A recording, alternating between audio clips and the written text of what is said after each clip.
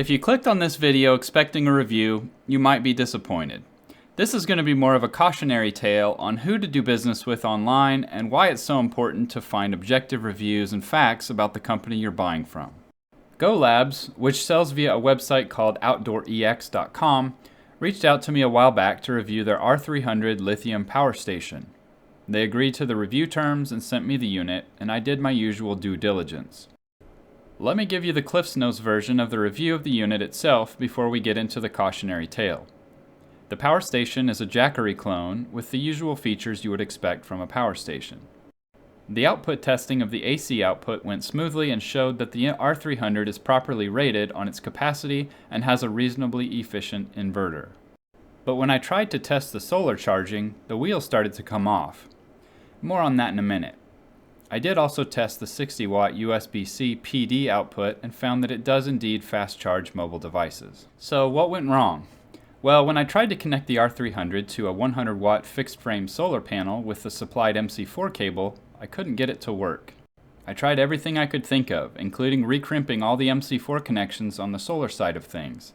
At this point, I suspected that maybe a 100-watt solar panel exceeded the input current rating of the R300, but there are no such specifications in the manual or on their official website.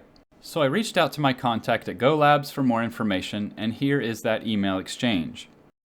As you can see, here she told me that GoLabs recommends at least 100 watts of solar to charge the R300, which makes no sense. If the charge controller inside the power station is an MPPT controller, it should be able to take any trickle of power and use it to charge the batteries. But there would be an upper limit of current it could handle. Finally, I figured out the problem on my own after rewiring the MC4 connectors for the 10th time. The MC4 adapter that GoLabs supplied has a plus and minus sign on the MC4 connectors, and I trusted those markings. But they were backwards.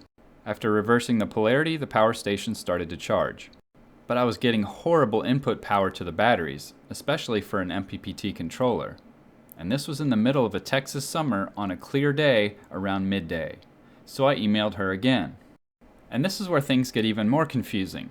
Despite saying that they recommend at least 100 watts of solar panel to charge the R300, now she's saying that the controller limits the current to 3 amps at 14.4 volts. Not only does it not make any sense that you would need at least 100 watts of solar power to then limit it to 3 amps, or about 40 watts, but that's not the behavior of a maximum power point tracking algorithm.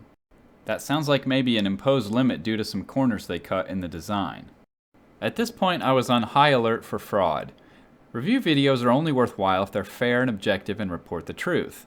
And that includes the whole truth, even if you're paid to do the review video. Otherwise, you're just a paid shill and no one can trust your recommendations. So I plan to bring these issues up in the review video, but not totally write GoLabs off until they ask me not to post the video due to supply shortages, and then never responded to me again. I gave her the benefit of the doubt for a while with all the supply shortages and shipping delays going on in the world. But when I checked Camel, which is a website that tracks Amazon prices and availability, it showed that the product was never out of stock on Amazon. So I suspect that maybe they thought I was asking too many questions and was uncovering too many buried skeletons. I guess I'll probably never know for sure. Look, I've found plenty of things wrong with other products before, and even told you guys when I was a bit leery of warranty terms or a company's reputation. But I've never had to completely blacklist a brand or product before. Well, there's a first time for everything, and this is it. And as luck would have it, to help confirm my decision, I talked to a subscriber in the comments of one of my recent videos who had a similar bad experience with GoLabs. So there you have it, folks. I'd recommend that you avoid GoLabs and outdoorex.com. Spend your hard-earned dollars on a company that cares more. Thanks for watching this video to the end. If you agree or disagree with the review, please let me know in the comments section below.